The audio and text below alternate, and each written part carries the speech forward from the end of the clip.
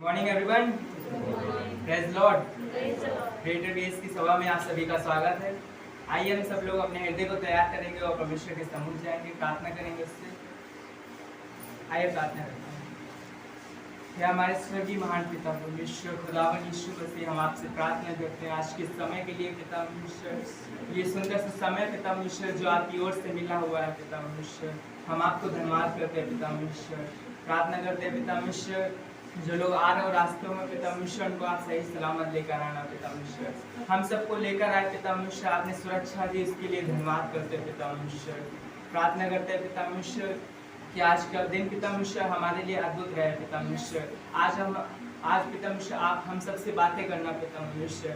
Pastor जी के द्वारा जो भी आपने संदेश को रखा है पिता परमेश्वर, वो हमारे दिल को छुए पिता परमेश्वर, हमारे जीवन को बदलने वाला संदेश होने पाए पिता परमेश्वर।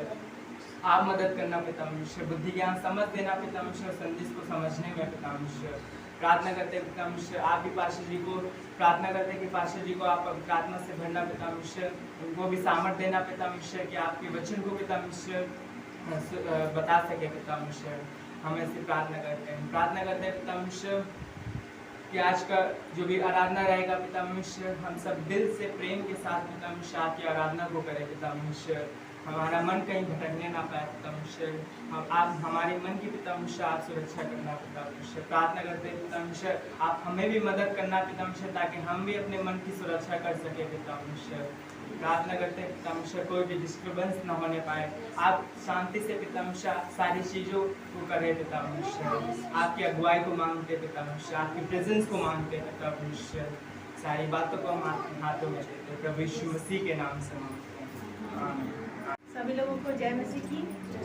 आइए हम परमेश्वर की आराधना करेंगे। संभाल प्रभु जी जीवन के हर पल में, संभाल प्रभु जी जीवन के हर पल में। अब तक हमको संभाला तूने, आगे भी अगुवाई कर। अब तक हमको संभाला तूने, आगे भी अगुवाई कर। संभाल प्रभु जी जीवन के हर पल में। संभाल प्रभु जी जीवन के हर पल में। जैसे बुढ़ी बच्चों को हमको दले के बाती, जैसे बुढ़ी बच्चों को हमको दले के बाती, वैसे ही तेरी छाया शरण है हमारी, वैसे ही तेरी छाया शरण है हमारी।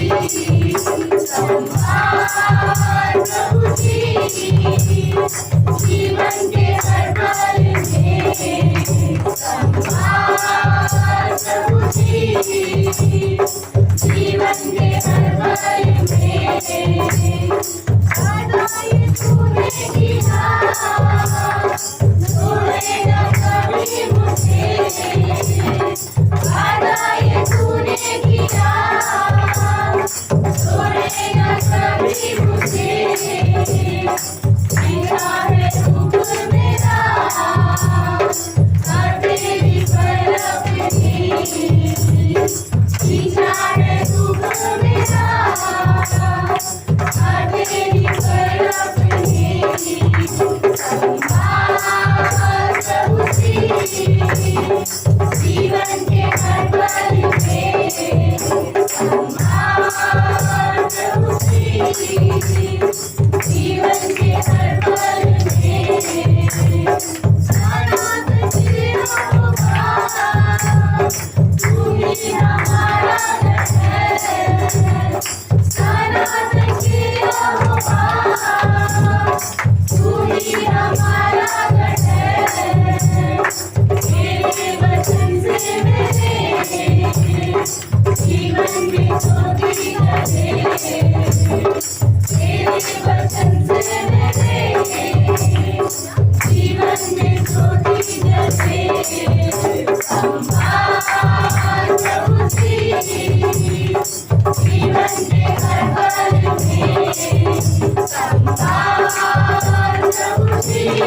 जीवन के हर पल में अब तक हमको संभाला तूने आगे भी अगुवाई कर अब तक हमको संभाला तूने आगे भी अगुवाई कर संभाल प्रभु जी जीवन के हर पल में संभाल प्रभु जी जीवन के हर पल में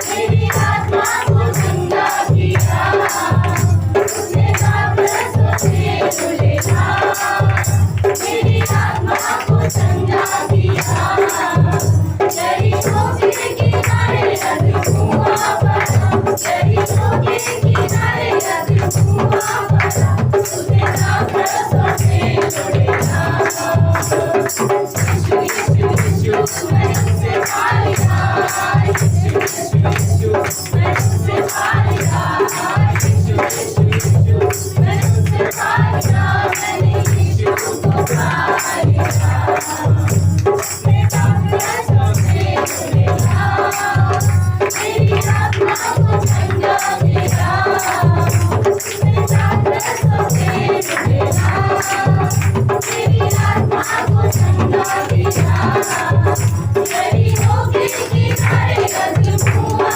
पड़ा शरीरों के किनारे अधुआ पड़ा उसने काबरसों से जुड़ेगा यीशु यीशु यीशु मैं तुझसे पाया यीशु यीशु यीशु मैं तुझसे पाया यीशु यीशु यीशु मैं तुझसे पाया मैंने यीशु को पाया मैंने यीशु को पाया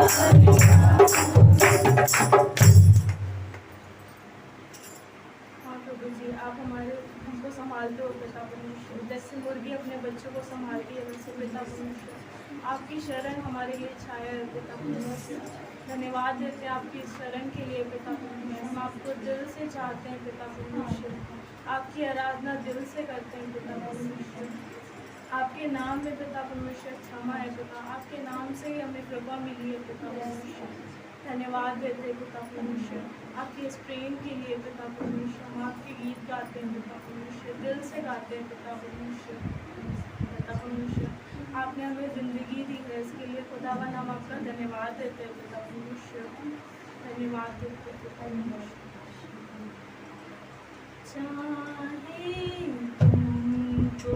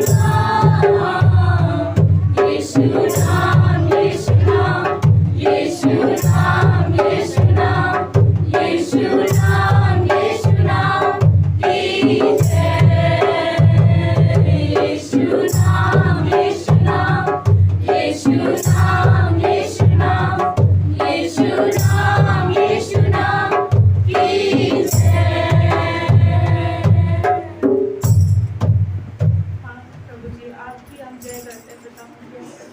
आपके जैसा कोई नहीं है पिता परमेश्वर। अंधेरों में आप रोशनी हो पिता परमेश्वर हमारे लिए पिता परमेश्वर।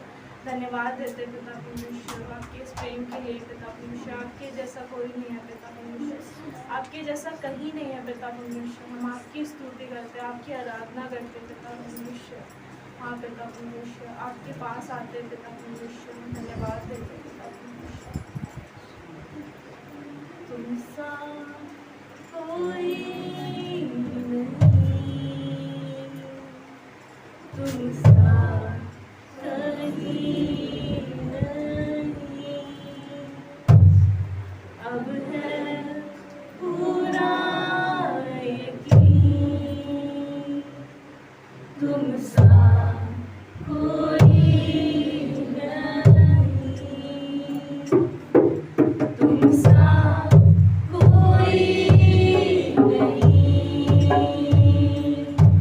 तुम सा कहीं नहीं। अब है पूरा यकीन, तुम सा कोई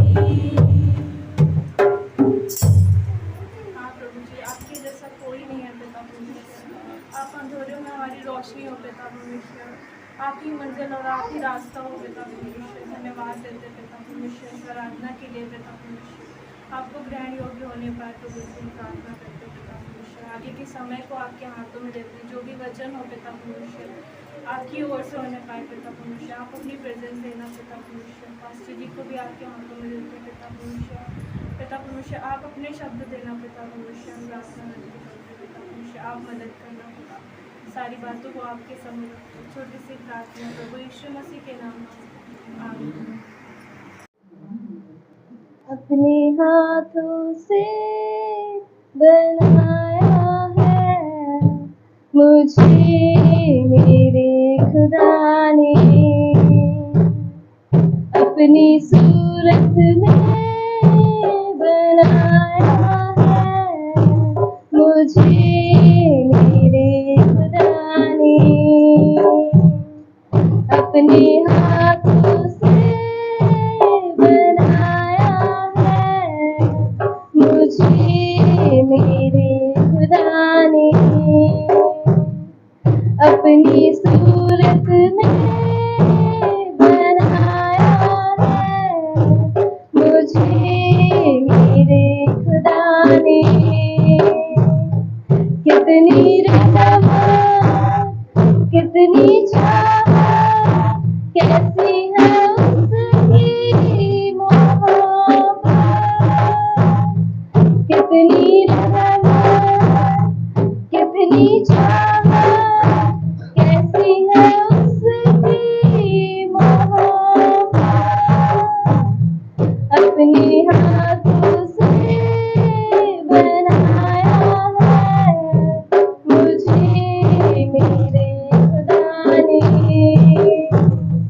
अपनी सूरत में बनाया है मुझे मेरे खुदा ने। जब मैं नहीं था तब भी मैं था, उसकी नजर में था मैं सदा। जब मैं नहीं था तब भी मैं था, उसकी नजर में था मैं सदा। यूं ही अचानक नहीं याद आया, उसके इरादे से मैं बन गया, उसके इरादे से मैं बन गया, अपने हाथों से बनाया है मुझे मेरे खुदा ने, अपनी सूरत में बनाया है मुझे मेरे खुदा ने।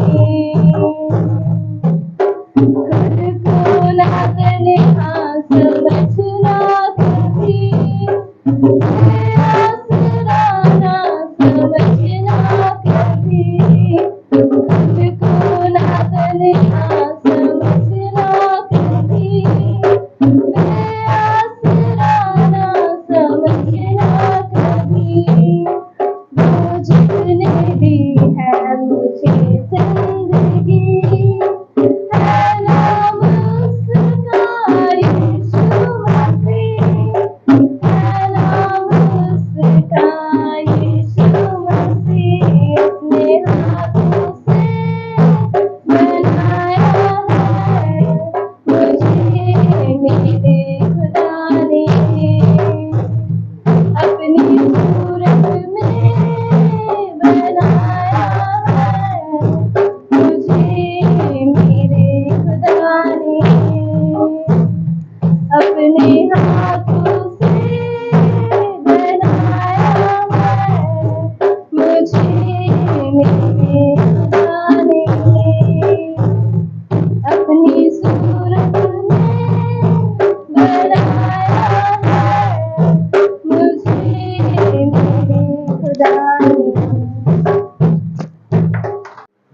गुड मॉर्निंग, जय मसीह की। मैं परमेश्वर का धन्यवाद करूंगा इस समय के लिए, हमारे पास्टर जी का भी जिन्होंने मुझे मौका दिया। ये धन्यवाद परमेश्वर का कि उसने हमें मुझे एक संदेश दिया है। हमारे पास्टर का भी, क्योंकि उन्होंने संदेश तैयार करने में मेरी मदद की बहुत। तो संदेश का टॉपिक बताने से पहले मैं आपको एक लाइन बताना चाहूँगा। मसीह में हम सब एक हैं, क्योंकि हमारा बचाने वाला मसीह एक है। तो आज जो हमारा टॉपिक होने वाला है वो है एकता, मसीह में एकता।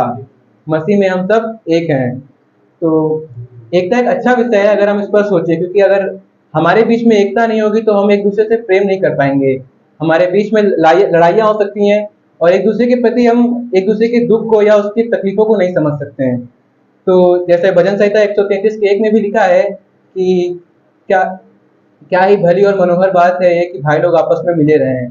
तो आइए हम आज का वचन पढ़ेंगे जो है 1 कुरिन्थियों 12 अध्याय और 12 और 13 वचन पढ़ेंगे हम, जिसमें लिखा है कि जिस प्रकार देह तो एक है और उसके अंग बहुत से हैं, और उस एक देह के सब अंग बहुत होने पर भी सब मिलकर एक ही देह है, उसी प्रकार मसीह भी है। 13 वचन, क्योंकि हम सब ने, क्या यहूदी हो क्या यूनानी, क्या दास हो क्या स्वतंत्र, एक ही आत्मा के द्वारा एक देह होने के लिए बपतिस्मा लिया और हम सबको एक ही आत्मा पिलाया गया। तो इसमें पौलुस बताता है कि चाहे हम यहूदी हो या ना हो, हम दास हो या स्वतंत्र हो, हम कोई भी हो, लेकिन मसीह ने हम सब के लिए बलिदान दिया और हम सबको एक पवित्र आत्मा दिया है जो हम सब में एक समान है। किसी ने किसी को छोटा है किसी को बड़ा नहीं दिया, हम सब के अंदर एक पवित्र आत्मा है। तो हम किसी को जज नहीं कर सकते यहाँ पर, क्योंकि हम सब में एक ही पवित्र आत्मा है। क्योंकि अभी हम सब एक लर्निंग एज में हैं। तो जैसे कि कोई ना कोई कुछ ना कुछ सीख रहा होता है। अभी जैसे कि प्रचार करना सीख रहे हैं, गाना गाना सीख रहे हैं, कोई वचन पढ़ना सीख रहा होता है, मनन करना सीख रहा होता है, कोई कलीसिया में आना सीख रहा होता है, कोई कोई ना कुछ तो कोई ना कोई सीख रहा होता है। उसी प्रकार पवित्र वचन कहता है कि हमें भी परमेश्वर ने एक पवित्र आत्मा दिया जो सब में एक है, जो हमें कुछ ना कुछ सिखाता है एक दूसरे के प्रति कैसे रहना है। किसी हो सकता है परमेश्वर किसी को ज्यादा इस्तेमाल करे या किसी को कम। जैसे देह है, यहाँ पे आगे पढ़ेंगे तो देह का एग्जाम्पल दिया हुआ है 14 से लेकर 31 वचन तक में कि, और पौलुस ने यहाँ बताया है कि देह एक है लेकिन उसमें अंग बहुत सारे हैं। मसीह हमारी देह है लेकिन हम सब मिलकर परमेश्वर की देह के अंग हैं। हो सकता है कोई देह का अंग कम इस्तेमाल होता हो, लेकिन है तो देह का शरीर का ही पार्ट ना। तो हम सब मसीह की देह का एक अंग है। जैसे आपने देखा होगा कुछ लोगों के एक अंगूठे के साइड से एक अंगूठा निकला होता है, वो ज्यादा इस्तेमाल का तो नहीं होता है, लेकिन अगर वो नहीं है तो भी कोई काम नहीं, और है तो भी कोई वो दिक्कत नहीं है। वैसे ही परमेश्वर ने हमें एक अच्छी बॉडी में रखा है कि हम सब एक देह में है जो अच्छी देह है। ऐसे शेड्यूल के हिसाब से अभी चल रहा है वचन 1 कुरिन्थियों अध्याय में।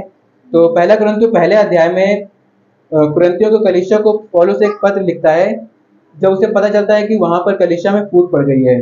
अच्छा चर्च है, वहां पर अच्छे लोग हैं, लेकिन कलीसिया के लोगों में फूट पड़ गई है। कोई सोचता है कि मुझे अपोलोस विश्वास में लाया तो मैं अपोलोस का हुआ, कोई बोलता है पौलुस लाया तो मैं पौलुस का हुआ, कोई कैफा का, कोई कहता है मैं मसीह का। तो पौलुस ने पत्र लिखकर बोलता है कि क्या पौलुस ने तुम्हारे लिए बलिदान दिया, क्या पौलुस तुम्हारे लिए क्रूस पर मरा कि तुम्हें उद्धार दिलाए? नहीं, मतलब पौलुस उन्हें बताना चाहता था कि अपने आप को मसीह में एक जानो। ऐसा ना हो कि तुम्हें फूट पड़ जाए, तुम्हें लड़ाइयां हो जाए और मसीह ने जो हमारे लिए बलिदान दिया वो व्यर्थ ठहर जाए। मसीह ने बलिदान दिया कि हम सब एक मन होकर परमेश्वर की आराधना कर सके, परमेश्वर के समीप आ सके। वो चाहता था कि हम सब मिलकर एक दूसरे के साथ रिश्ता बनाए। इसीलिए पौलुस लिखता है कि पौलुस का समझाने का पूरा सारांश ये था कि तुम समझो कि मसीह में हम सब एक हैं, हम सब में लड़ाइयां नहीं होनी चाहिए, क्योंकि हम सब एक है। एक दूसरे के प्रति अपने आप को अच्छा करो, एक दूसरे की बातों को समझो, क्योंकि हम सब का बचाने वाला मसीह एक है। वैसे ही हम सब मसीह में एक हैं। हम सब मसीह की देह का एक पार्ट हैं, और ये बहुत ही अच्छी और भली बात है, क्योंकि जैसे 133 में लिखा है भजन संहिता 133 में कि ये भली और मनोहर बात है कि हम सब आपस में मिले रहें। और जैसे कि स्टार्टिंग में बताया था कि हम सबको बचाने वाला मसीह एक है, क्योंकि मसीह जिसने हमारे लिए बलिदान दिया वो एक है। तो हम सब भी मसीह में एक है, इसलिए हमें एक पवित्र आत्मा दिया जो हम सब में एक है, जो हम सबको उसमें बढ़ाने के लिए कोशिश करता है। आमीन।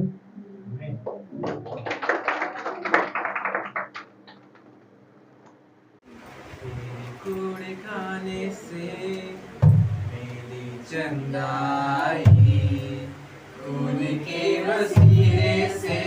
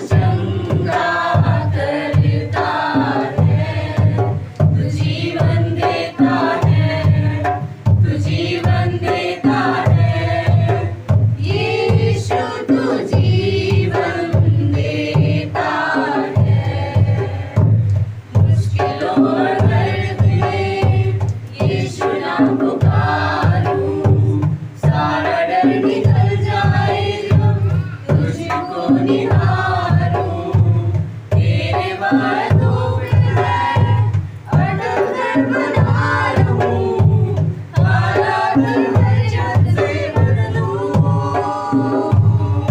तू चंगा करता है तू चंगा करता है यीशु तू चंगा करता है तू जीवन देता है तू जीवन देता है यीशु तू जीवन देता है तू चंगा करता है तू चंगा करता है यीशु तू चंगा करता है तू जीवन देता है तू जीवन देता है यीशु तू जीवन देता है स्वर्ग से धरती पे बरसे तेरी चंगाई स्वर्ग से धरती पे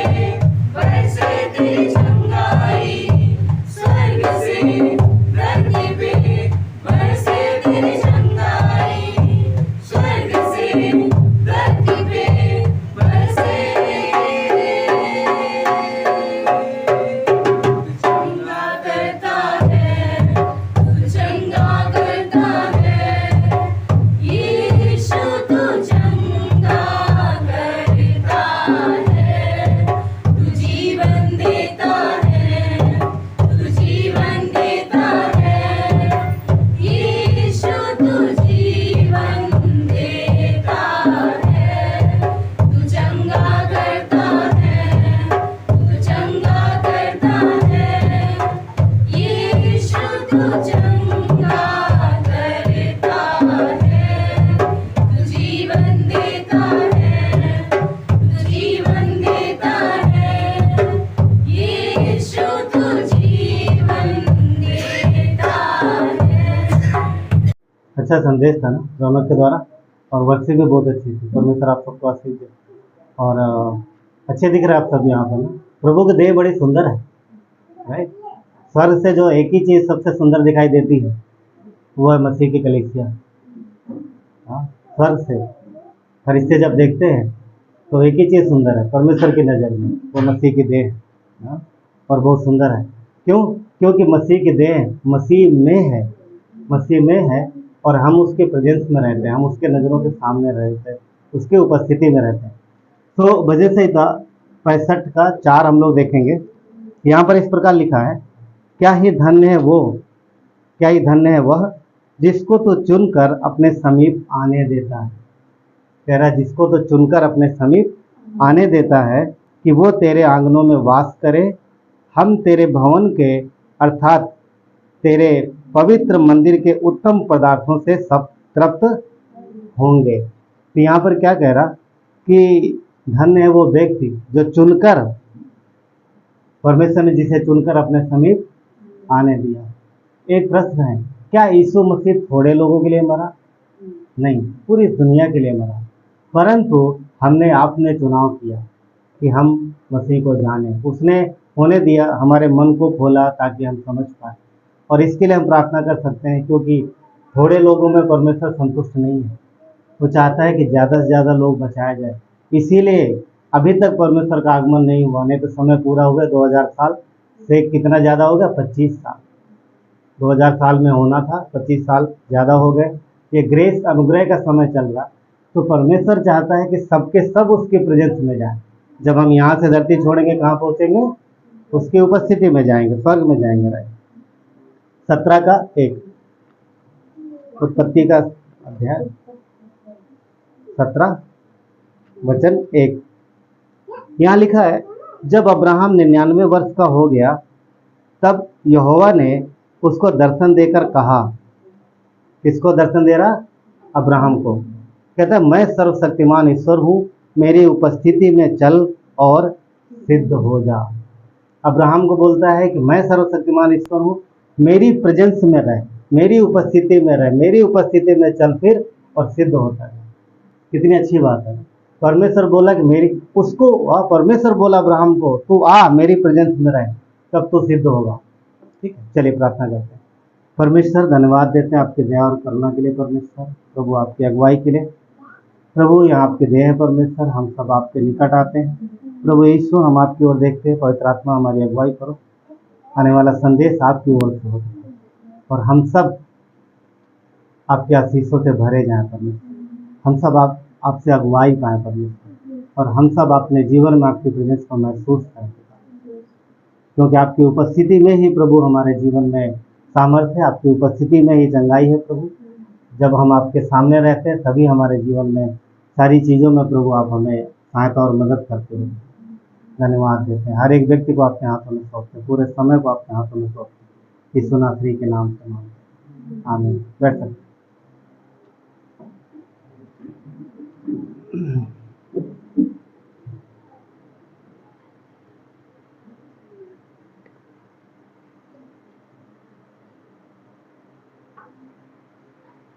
जिस विषय में बात कर रहे हैं वो है कि परमेश्वर के उपस्थिति में रहना या उसकी उपस्थिति में चलना फिरना। क्यों? ताकि वो हमारे जीवन की मुश्किलों को आसान बनाए और हम उसकी इच्छा अनुसार यानी परमेश्वर की समझ के अनुसार अपने जीवन में आगे बढ़े। तो परमेश्वर की प्रेजेंस में, उसकी उपस्थिति में रहना, जिस विषय में हम लोग बात कर रहे हैं, उसने अब्राहम को बोला, क्या बोला? मेरी उपस्थिति में चल फिर। क्यों बोला? क्योंकि अब्राहम को ज़रूरत थी। परमेश्वर उसे जहाँ पे लाया था, जिस स्थान पे रखा था, उस स्थान पर अब्राहम किधर जाए उसे समझ नहीं आ रहा, निर्णय लेना मुश्किल हो रहा था। उसके लिए परमेश्वर बोलता है मेरी प्रेजेंस में रह, तेरे लिए सब आसान हो जाएगा। क्यों? क्योंकि जब मैं कुछ भी तुझसे बोलूँगा तो सुनेगा और उस पर चलेगा, तो तेरे जीवन में सबको सारी चीज़ें बेहतर होगी। क्या वचन में नहीं लिखा कि मैं तेरे लिए सीधा मार्ग निकालूंगा, है ना? तो उसकी उपस्थिति में, जब हम उसकी प्रेजेंस में रहते हैं, उसकी उपस्थिति में रहते हैं, तब फिर हम सुन पाते हैं, जान पाते हैं, और फिर हमारे जीवन में हमें मार्ग दिखाता है, रास्ता दिखाता है। हम जानते हैं कि ये बात शुरुआत से ही है, क्योंकि जब परमेश्वर ने मनुष्य को बनाया था तब वो पहला व्यक्ति भी परमेश्वर की प्रेजेंस में रहता। पाप की वजह से बहुत कुछ बिगड़ गया, मगर परमेश्वर जो है वो सीधा करने वाला, सही करने वाला है, और यीशु मसीह के जरिए उसने उन सारी चीज़ों को सही किया है। हम पास्ट में देखते हैं अपने जीवन में तो कई सारी चीज़ें दिखाई देती हैं, ये हुआ हमारे जीवन में, ये हुआ। भविष्य में कैसा, भविष्य को लेकर के चिंतित रहते हैं कई बार बहुत सी चीज़ों को लेकर परेशान होते हैं, चिंतित होते हैं। परंतु परमेश्वर कहता है तुम वर्तमान में मेरे साथ हो, वर्तमान में, प्रेजेंस में, क्योंकि पास्ट हमारे हाथ में नहीं है, फ्यूचर भी हमारे हाथ में नहीं है। हमें क्या दिया परमेश्वर ने? वर्तमान। हम वर्तमान में उसके साथ रहें, ये उसकी इच्छा है। समय हमारे लिए है, हमारे आप के लिए है, परमेश्वर के लिए समय नहीं है। वो हमेशा वर्तमान में ही रहता, वो हमेशा वर्तमान में रहता। समय जो है वो परमेश्वर से परे है, और परमेश्वर चाहता है कि हमें जो समय दिया गया, वर्तमान समय, उसमें हम उसके साथ रहें, उसके साथ रहें। सृष्टि की जब रचना की परमेश्वर ने, तो सबसे पहले उसने फरिश्तों और स्वर्ग और फरिश्तों का निर्माण किया, मनुष्य का निर्माण बाद में किया। मगर मनुष्य ने क्या किया? पाप। ठीक है, पर फरिश्ते जो है जब वहाँ बनाए गए, वो क्या, उनके वचन पढ़ोगे तो एक ही चीज़ उनके विषय में लिखा है कि वो पवित्र पवित्र बोलते रहते हैं, हमेशा पवित्र पवित्र बोलते रहते हैं। क्यों? क्योंकि परमेश्वर पवित्र है और उन्होंने देखा है उस चीज़ को, उन्होंने उसकी पवित्रता को देखा है और महसूस किया है। पर आज जब हमने पाप किया है तो फरिश्ते स्वर्ग से भी देखते हैं कि ये पापी मनुष्य हैं, ये रोज पाप करते हैं, कुछ ना कुछ रोज गलती करते हैं, ये कैसे परमेश्वर के पास आ पाते हैं? क्यों? क्योंकि उन्होंने देखा था फरिश्तों को पाप करते हुए। सबको पता फरिश्तों ने भी पाप किया था एक बार, और जितनों ने पाप किया उनको क्या किया? निकाल दिया। उनको मौका नहीं दिया परमेश्वर ने दूसरा, उनको निकाल दिया। पर हमारे पास मौका है, परमेश्वर ने हमें मौका दिया। परमेश्वर ने हमें मौका दिया। जब फरिश्तों ने पाप किया तो परमेश्वर ने उन्हें दंड दिया, पता। परंतु जब मनुष्य ने पाप किया, यानी जब इंसानों ने पाप किया, तो परमेश्वर ने वो दंड अपने ऊपर लिया। किसका? मनुष्यों का, हमारा आपका दंड। फरिश्तों ने पाप किया, उन्हें निकाला, पर जब मनुष्य ने पाप किया तो मनुष्य का दंड उसने अपने ऊपर लिया। मसीह यीशु में हम देखते हैं। और उसने क्या किया? सीधा मार निकाला। इसलिए क्योंकि गिरे हुए फरिश्ते दोबारा परमेश्वर की प्रेजेंस में नहीं जा सकते, पर एक गिरा हुआ मनुष्य बार बार परमेश्वर की प्रेजेंस में जा सकता है। क्यों? ये मसीह की वजह से। क्या आनंद की बात नहीं है हमारे आप? क्या ये बड़ी बात नहीं है? हाँ, वो फरिश्ते जो परमेश्वर के सम्मुख रहते थे कभी दोबारा नहीं जा सकते वहां पर हम और आप जा सकते हैं। क्यों? क्योंकि यीशु ने मार्ग निकाला, यीशु के जरिए वो रास्ता बना। तभी उसने बोला यूहन्ना 14:6 में, क्या बोला था? मार्ग, सत्य और जीवन मैं हूँ, और बिना मेरे कोई भी पिता के पास नहीं जा सकता। तो यीशु वो मार्ग है। कितने आनंद की बात है कि जब हमने आपने गुनाह किया, उसने हमारा गुनाह अपने ऊपर ले लिया। अगर आप पुराना नियम देखो तो पुराना नियम इतना आसान नहीं था। आज बहुत सिंपल है। हम प्रार्थना करते हैं, परमेश्वर के पास चले जाते हैं। रियली यही है ना? और कुछ करते? कोई भेड़ लेके जाता है क्या? बकरा? आज मैंने पाप किया है और ले जाए कलीसिया में, ये लो बकरा चढ़ा। पास्टर बोले लाओ ठीक वेदी पर रखते। ऐसा करते? नहीं करते। क्यों? क्योंकि हमारे लिए आखिरी बलिदान मसीह बलिदान हो चुका है। अब हमें और किसी बलिदान की आवश्यकता नहीं। परंतु पुराने नियम में ऐसा नहीं था। पुराने नियम में ऐसा नहीं था। बाकियों को तो छोड़ दो, महायाजक भी जब जाता था कहाँ? उस पवित्र स्थान में, तो वो भी अपने को व्यवस्था के अनुसार पूरी तरीके से शुद्ध करता था, फिर एक मेमने का लहू लेता था, तब जाता था। और वो भी कांपते हुए, थर-थर कांपते हुए, डरते हुए। क्यों? क्योंकि उसे ये डर था कि अगर एक भी नियम गलत हो गया या एक भी आज्ञा अधूरी रहेगी तो क्या हो जाएगा? वो वहीं मर जाएगा। कमर में रस्सी बांधते थे मजबूत, और बाहर के याजक के हाथ में, वो बाहर जो लोग रहते वहां तक डोरी रहती थी। क्यों?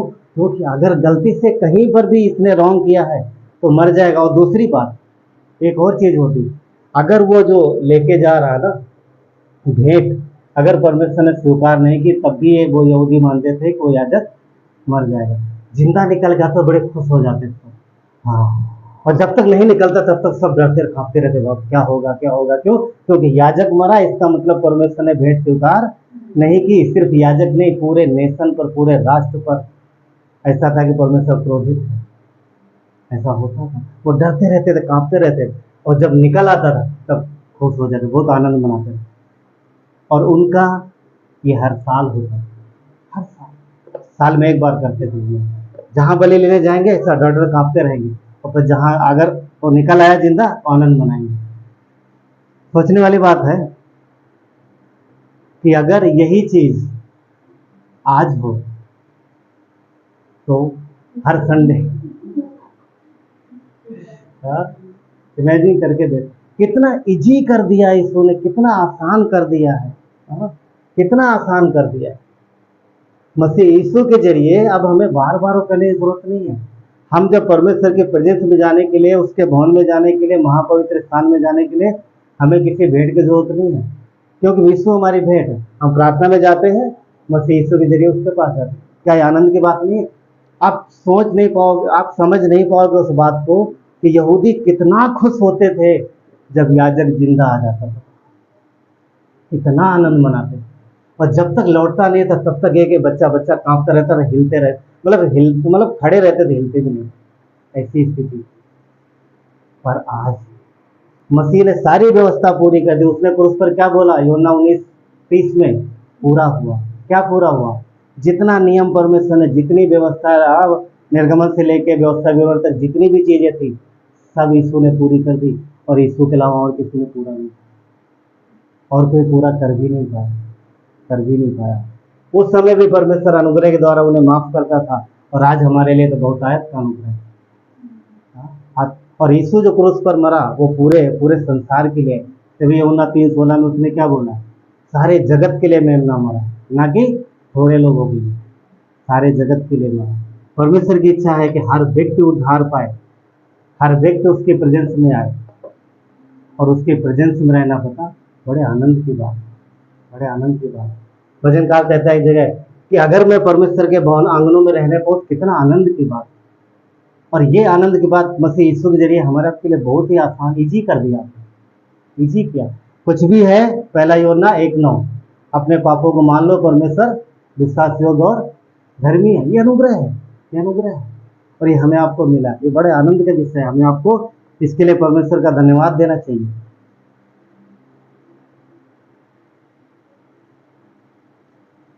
पुराने नियम में जब परमेश्वर ने याजक बनाया, किसको बनाया था? हारून को।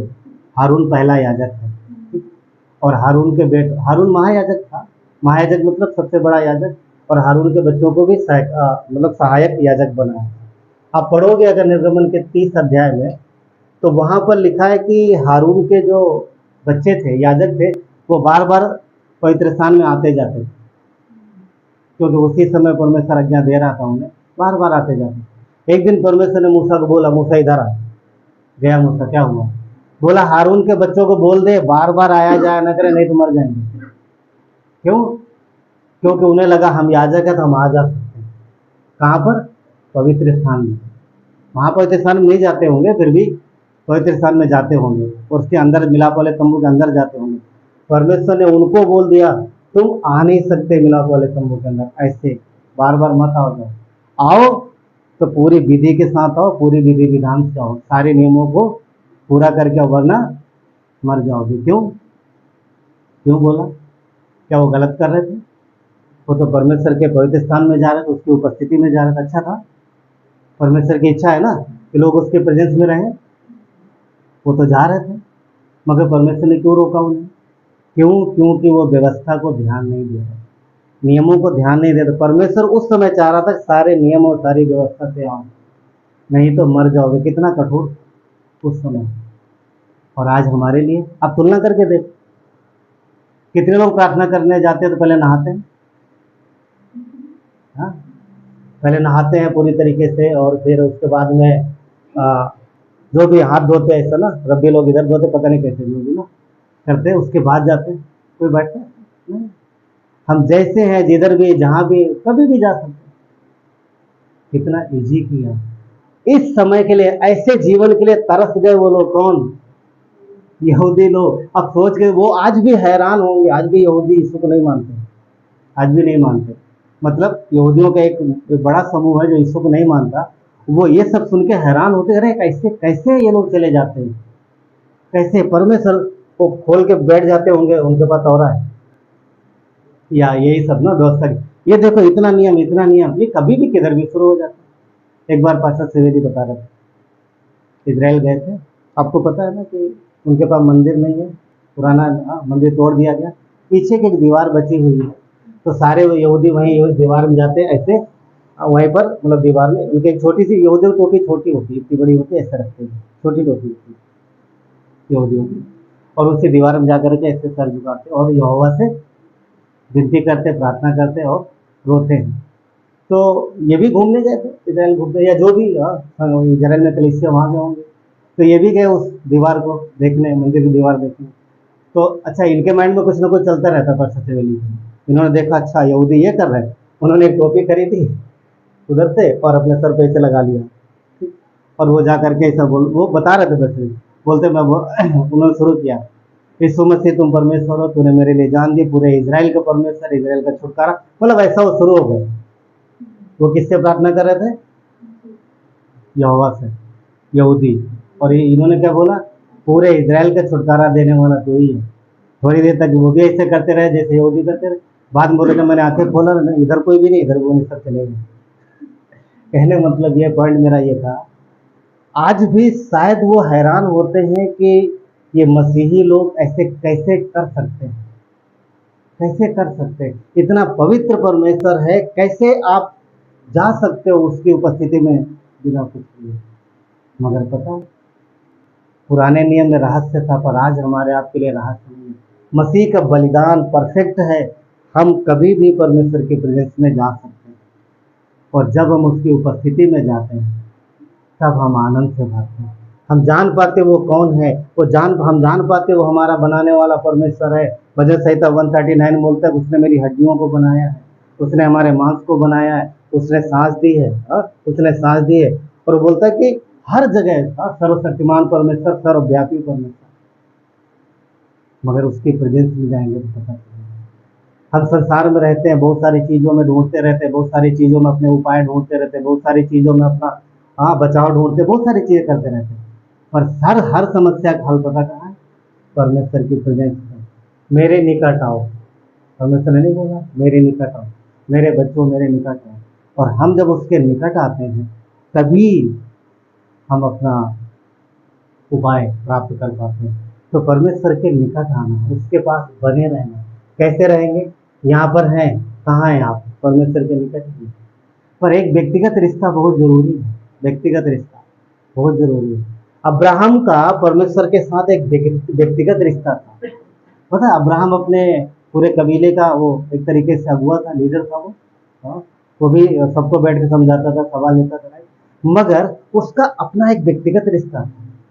आप देखोगे कि परमेश्वर अब्राहम से कितनी बार आवाज देता, अब्राहम वो सुनता, हाँ बोलता बाहर आ। मूसा को भी बोला बहुत बार। अब मूसा के जीवन में चीज बहुत अच्छी देखोगे, बहुत बढ़िया है वो हम और आप कर सकते हैं। एक्चुअली में देखा जाए मूसा के जीवन पता क्या है?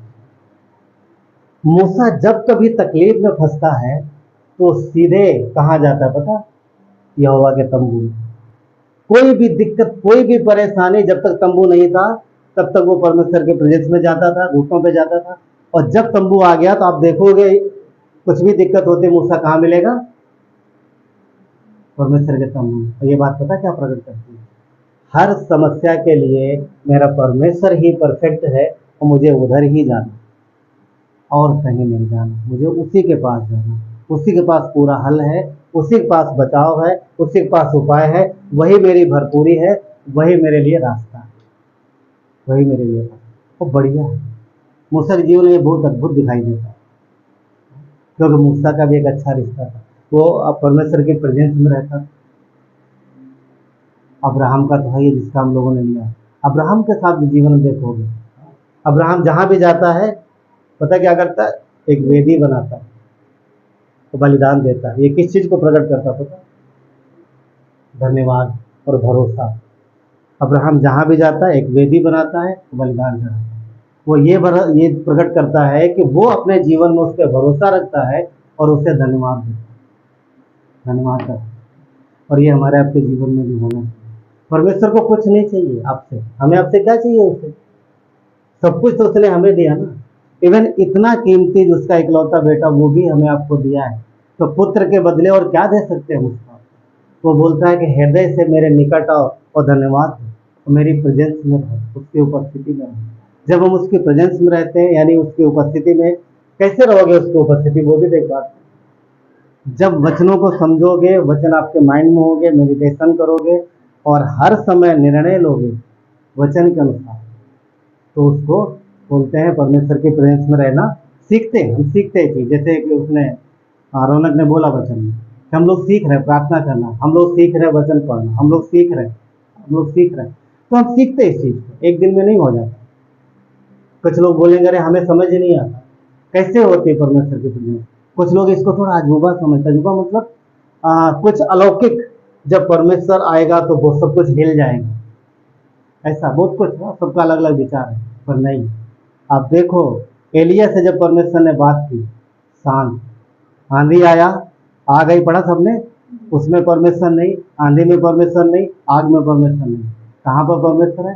जब सब शांत हो गया, एक धीमी आवाज, वहां परमेश्वर।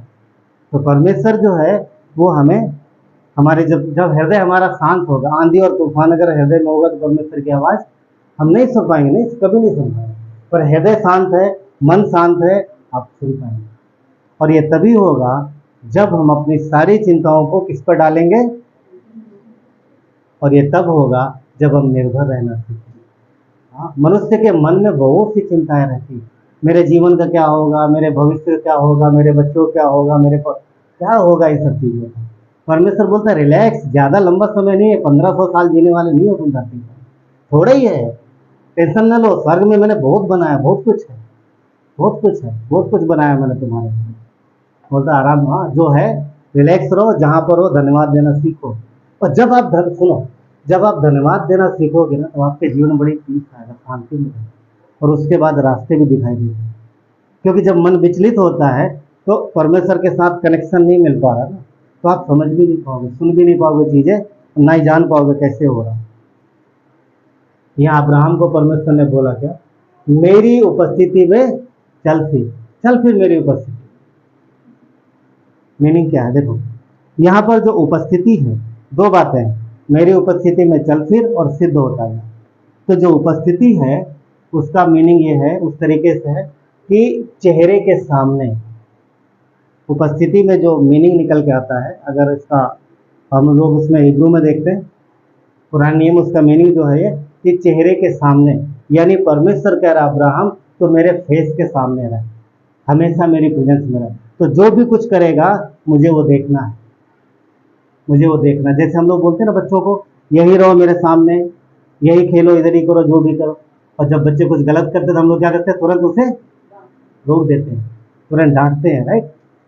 तो और जब कुछ अच्छा करते तो हम लोग खुश होते हैं ना कि हमारा बच्चा अच्छा कर रहा है। अब एक बात है, अगर परमेश्वर के सामने अब्राहम नहीं रहेगा तो क्या परमेश्वर देख नहीं पाएगा? तो फिर अब्राहम को क्यों बोला कि तू मेरे सामने रहे, मेरे चेहरे के सामने रहे? वो तो सब कुछ देख लेता है। पॉइंट ये है, परमेश्वर तो देख लेता है, मगर ये उसके लिए था, अब्राहम तू महसूस कर कि मैं हूं तेरे सामने, और उस तरीके से जीवन जी। पता है किस तरीके से है?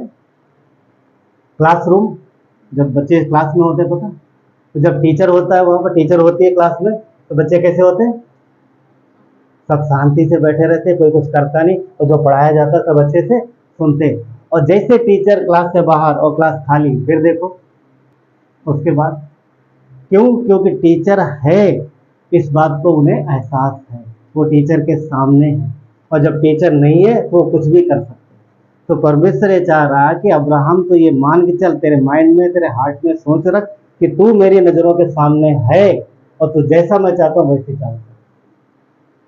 यही परमेश्वर आज हमें और आपको भी देता है, यही चाहता है कि हम भी ऐसा ही जीवन जिए कि परमेश्वर हमारे सामने है, मसीह यीशु जो हमारा चरवाहा है, जो हमारा अगुवा, जो हमारा उद्धार करता है, हम उसके साथ हैं, हम उसकी नजरों के सामने हैं, इवन हम उसमें हैं।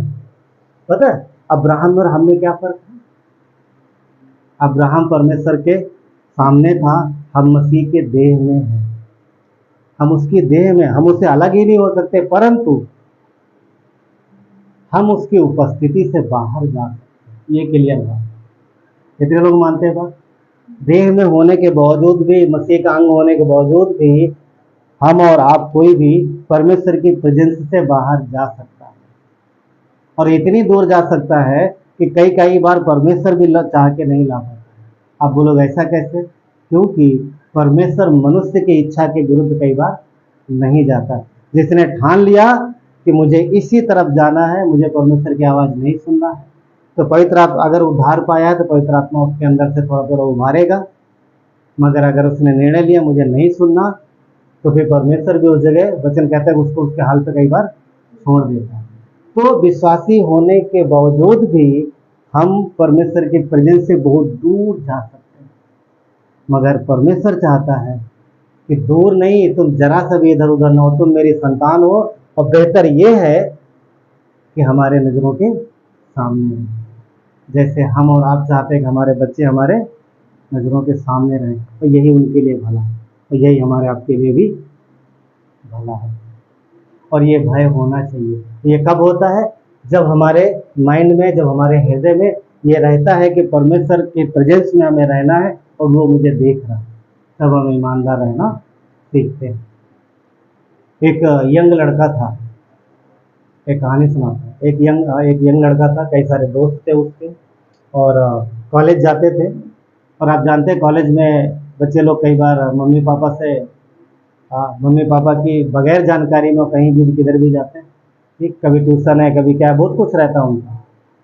तो इसका जो ग्रुप था 5-6 लड़कों का, ये भी कुछ न कुछ गलत करते थे।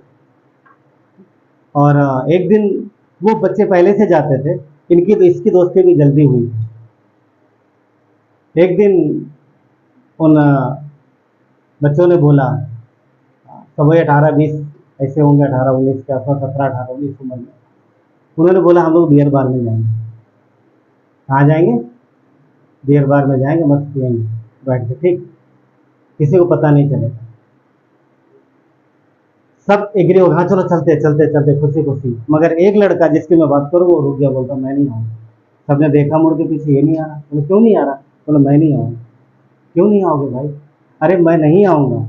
क्यों? बोला मैं आ ही नहीं सकता। बोला क्यों नहीं आ सकता?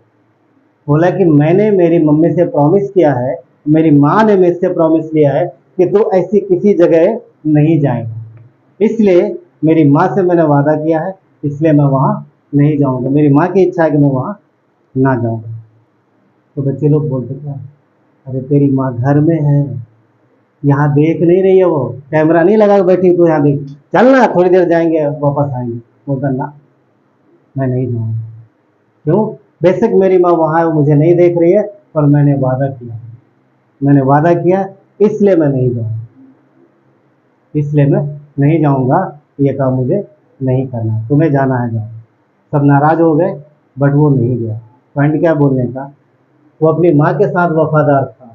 परमेश्वर यही चाहता है कि हम भी उसकी प्रेजेंस में रहें और उन चीज़ों को ना करें जो हमें नहीं करना है, और जो करना उसमें आगे बढ़े। सॉरी, एक बार ट्रेन में पैसेंजर सफ़र कर रहे थे ट्रेन में, और एक व्यक्ति जो है बैठा हुआ था, उसके सामने वाली सीट पर 2-3 लोग बैठे थे। और आपको सबको पता कार्ड होता, ताश खेलते, ताश वो खेल रहे थे। पर जो वो गेम खेले तो उसमें एक आदमी कम था, एक आदमी कम था, और ये सामने बैठा था। तो उन्होंने बोला भाई आ जाओ ना, ज्वाइन करो, लंबा सफ़र है, बोर हो रहा है हम लोग का, खेलते हुए जाएंगे, ज्वाइन करो। तो उसने बोला नहीं मैं नहीं आपके साथ आ सकता, मैं नहीं खेल सकता। तो क्यों नहीं खेल सकते? बोला हम सिखाएंगे। नहीं ना, हाँ मुझे, मैं खेल ही नहीं सकता। तो उन्होंने बोला क्यों नहीं खेल सकते? आओ ना, हम हेल्प करेंगे ना, जो भी चाहिए। तो माँ बस खाली कुछ में मत करो, ये पकड़े रहना बस, जो बोलेंगे हम वो डाल देना पड़ता। बोलता नहीं मैं खेल ही नहीं सकता। तो बार बार फोर्स करने पर उन्होंने बोला क्यों नहीं खेल सकते? बोला मेरे हाथ नहीं है। उस आदमी ने बोला मेरे हाथ नहीं है। तो सब गुस्सा, बोले क्या यार पागल बना रहा, अच्छा खासा तो है तेरे दोनों हाथ, तो फिर भी बोले मेरे हाथ नहीं है। तो बोला ये हाथ मेरे नहीं है, ये मसीह के हैं, ये यीशु के हैं, और इसलिए इन हाथों से मैं वो काम नहीं करूँगा जो उसको पसंद नहीं है। ये क्या थी पता? प्रेजेंस। वो महसूस करता था कि परमेश्वर हमारे सामने है, मैं और मेरा जो भी है परमेश्वर का। क्या पहला कुरिन्थियों में नहीं बोलता 3:16 में कि तुम परमेश्वर के मंदिर हो? तो ये शरीर भी परमेश्वर का है। तो ये निर्णय हैं इस तरीके के छोटे छोटे, और जब ऐसे हम निर्णय लेते हैं तो परमेश्वर ऐसे निर्णयों से खुश होता है।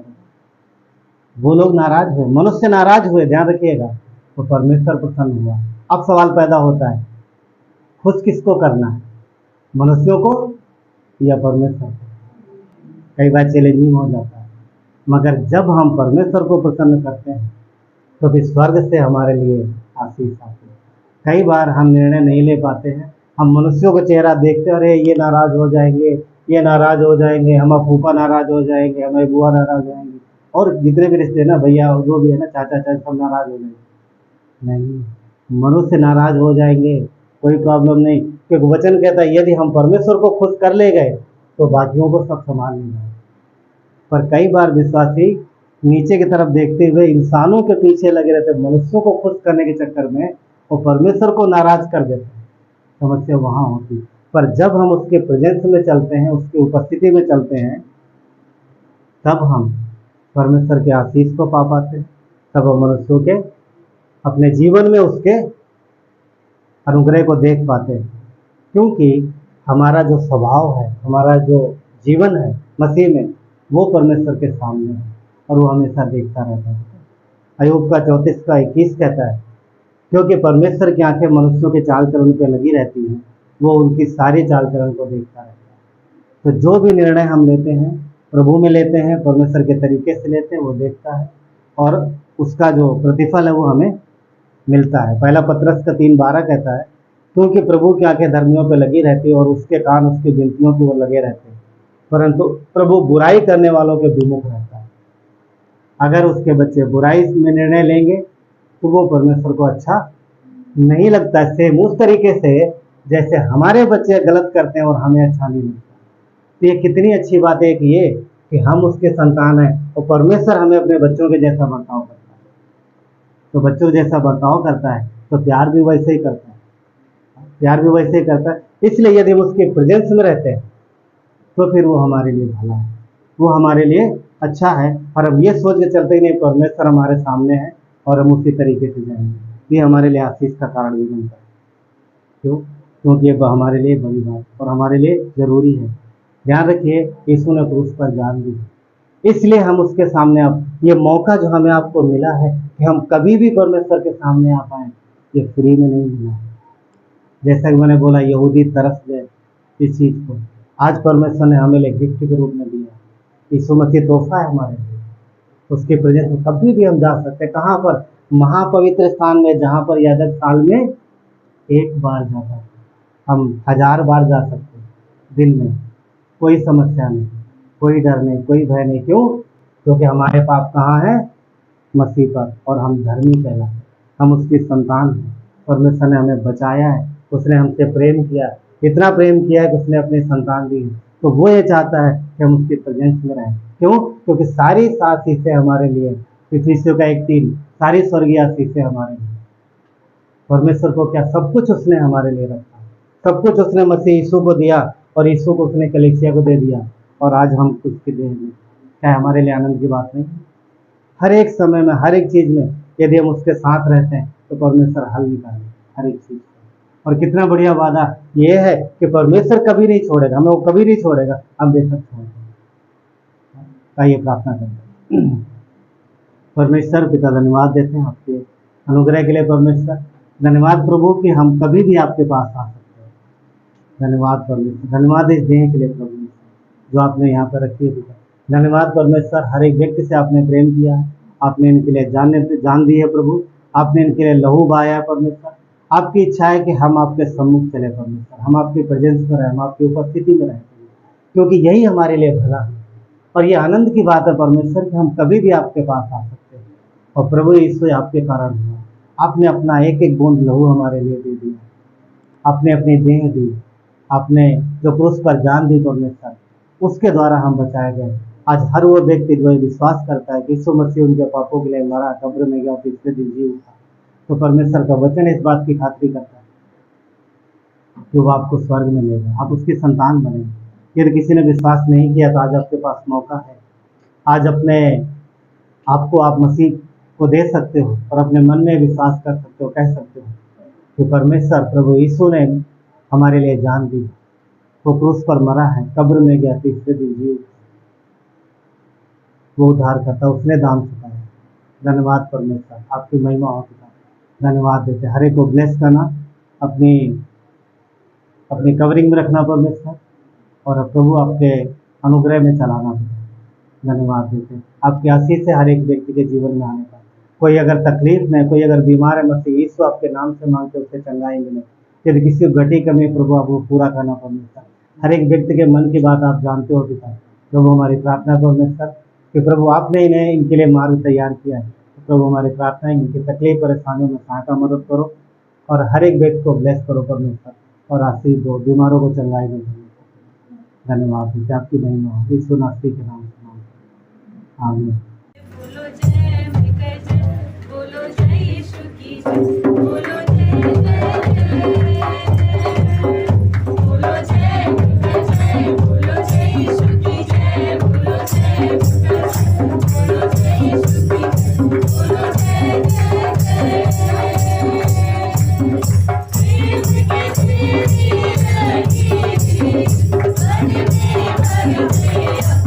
लगी अपनी